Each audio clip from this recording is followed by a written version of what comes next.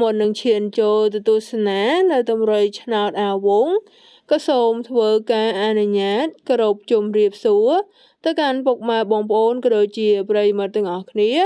ដែលបានចូលមកទស្សនានៅតម្រុយឆ្នោតអាវងនៅលេខពិសេសច្បាស់ដើម្បីយកមកធ្វើការចែកជាតម្រុយឆ្នោតយួនជូនទៅកាន់ពុកម៉ែបងប្អូនហើយពុកម៉ែបងប្អូនចង់បានតម្រុយឆ្នោតដែលឥតគិតថ្លៃក៏សូមពុកម៉ែបងប្អូនកុំភ្លេចជួយចុច Subscribe ហើយនឹងដាក់នៅសញ្ញារូបកណ្ដឹងផងដែរដើម្បីទទួលបានរាល់តម្រុយថ្មីអាវងសុំលេខឆតឆត052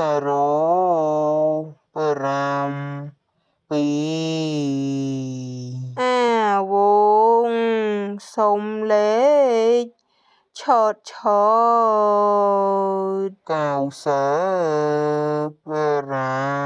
95 2អាវងសុំលេខឆតឆត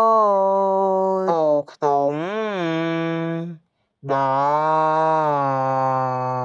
អាវងសុំលេខឆតឆតឯកសួរទៀត